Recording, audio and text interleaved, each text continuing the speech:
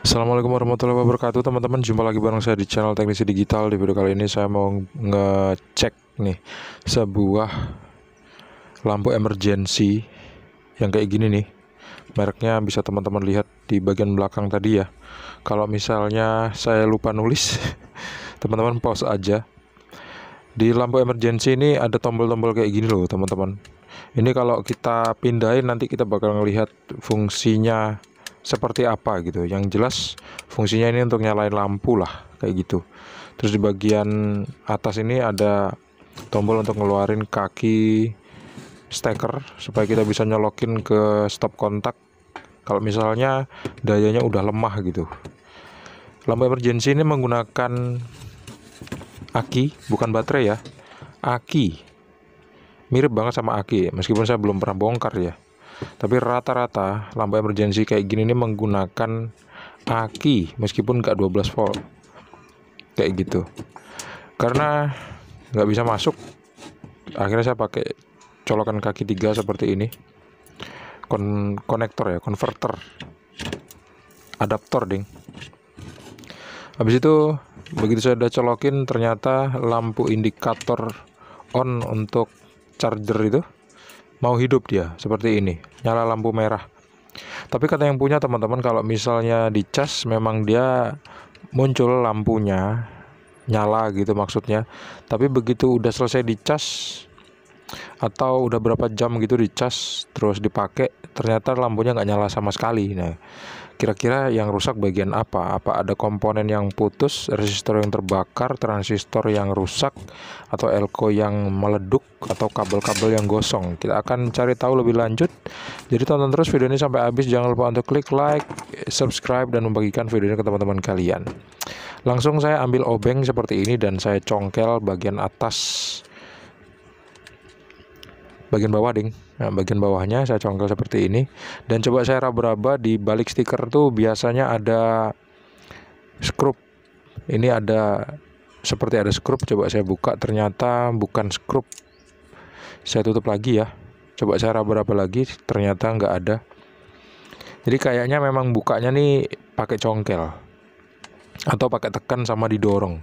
Congkel, tekan, dan dorong seperti ini. Tuh, sekarang kita bisa ngebuka hampir 100%. Tinggal ada satu kunci lagi yang masih nyantol nih, satu klip yang masih nyantol. Ini kita agak congkel-congkel sedikit atau kita paksa, tapi jangan keras-keras maksanya karena bisa pecah, rusak, dan ambiar kayak gitu teman-teman. Agak diongkek-ongkek sedikit kayak gini. Nah, sekarang kita bisa ngelihat ya, di situ ada komponen-komponen dan ada aki. Nah, ini aki nih, bukan baterai teman-teman. Bedanya apa sih? Kalau ini tuh ada airnya, ada cairannya gitu. Kalau misalnya baterai itu kan dalamnya bukan cairan ya, tapi kayak gel kayak gitu kalau baterai, atau arang biasanya. Coba aja langsung saya congkel untuk narik baterainya supaya saya bisa ngelihat lebih detail kira-kira apakah secara fisik rusak. Ternyata secara fisik nggak rusak gitu, nggak ada yang bocor juga. Terus langkah selanjutnya adalah saya mengambil avometer digital seperti ini dan saya arahin skalanya ke 200 volt DC. Terus saya pasang baterainya supaya avometer bisa hidup. Avometernya ini udah dimodifikasi teman-teman. Kalau misalnya kalian rajin nonton channel ini pasti tahu gimana cara modifikasinya untuk avometer yang nggak bisa dimatiin seperti ini. Langsung saya coba tempelin ke kaki aki, ternyata saya nggak ngelihat ada tegangan sama sekali tuh, 0,0. Harusnya ada tegangan ya, meskipun muncul 0, sekian sekian, tapi ini nggak ada sama sekali. Artinya memang baterainya udah rusak parah nih, nggak bisa ngecas sama sekali teman-teman. Tuh kayak gitu, sama sekali, at all, nothing at all. Kalau kayak gini sih saya udah berani vonis 100% yang rusak adalah akinya. Karena saya nggak mau ribet-ribet, akhirnya saya nggak mau perbaiki akinya. Sebetulnya ya gampang sih, tinggal cari cairan aki, sama kayak memperbaiki aki lah gitu. Akhirnya senter ini nanti bakal sembuh lagi kalau misalnya mau. Tapi kalau misalnya nggak mau, ya kita coba aja cari akinya di online shop mungkin. Kalau misalnya ada, kita ganti aja. Soalnya kayak gini loh teman-teman, kalau misalnya kita memperbaiki aki itu kan biasanya umurnya nggak lama ya, hanya memperpanjang umur, menambah panjang umur aki itu paling berapa bulan, habis itu rusak lagi.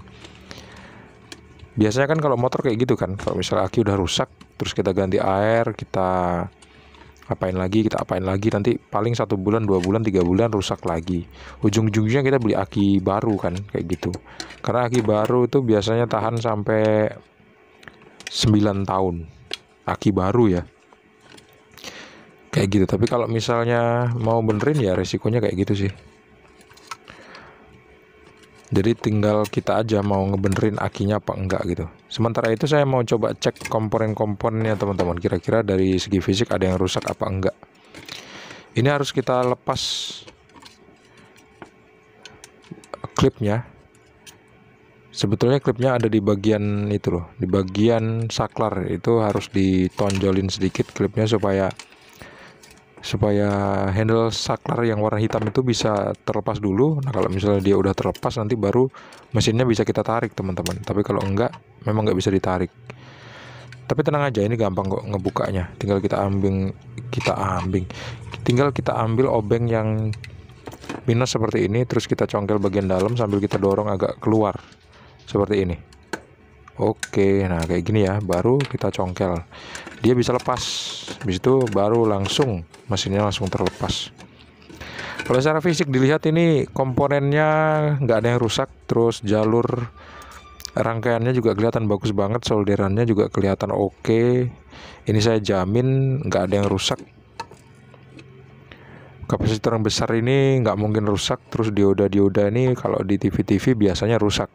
Tapi kalau kita mau cek, kita bisa coba cek diodanya, ada nggak kira-kira dioda yang short atau transistor yang putus. Biasanya kalau dioda oke, transistornya nggak rusak sih teman-teman. Elko gampang banget, meskipun nggak kita cek pakai ESR, tapi untuk kerusakan seperti ini biasanya elko-nya masih dalam keadaan baik. Apalagi kondisi fisik elko-nya tuh masih kelihatan baik, nggak menggelembung dan nggak kelihatan kering, dan kaki-kaki elko-nya tuh nggak kelihatan ada bekas-bekas cairan. Kalau ada bekas cairan berarti elko-nya rusak kayak gitu. Sekarang coba saya cek diodanya ya, pakai avometer digital. Kalau misalnya angkanya muncul sama, kalau dibolak-balik positif dan negatifnya di dioda, artinya dioda itu rusak.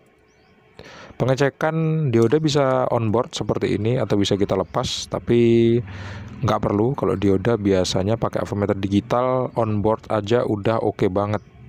Akurasinya tuh sampai hampir 100%. Nggak ada bias pengukurannya. Kalau kayak gini kita lihat, ini oke banget. Kalau kita balik bahkan nggak ada angkanya sama sekali. Ingat ya, kalau misalnya kita ukur dioda itu angkanya muncul 577, sedangkan kalau kita balik, contohnya ya, muncul angka 577, tapi kalau kita balik nggak muncul angka yang sama, artinya dioda itu masih dalam keadaan bagus. Tuh 1047 kan. Coba yang ini ya. Sekarang kita cek 1770 atau 1769, coba kita balik 594 seperti ini, artinya diodanya nggak rusak kayak gitu. Paham kan teman-teman ya? Gampang kok elektro itu, tinggal kita berani apa enggak. Dan pastinya kita nggak boleh ceroboh waktu memperbaiki peralatan elektronik, karena resikonya adalah kematian, kesetrum teman-teman, bahaya kayak gitu. Meskipun simple tapi bahaya. Oke ya, kayak gitu. Semoga video yang singkat ini bermanfaat buat kalian semua, buat saya juga. Udah tahu ya rusaknya di mana? Rusaknya ada di aki yang ini warna hitam. Ini harus kita ganti baru. Cari aja di online shop, kalau ada langsung kita ganti. Saya mau cari dulu. Nanti kalau udah ketemu di online shop saya beli, saya pasang, nanti saya tunjukin ke teman-teman. Terima kasih udah nonton videonya sampai habis. Jangan lupa untuk klik like, subscribe, dan bagikan videonya ke teman-teman kalian. See you on the next video and bye-bye.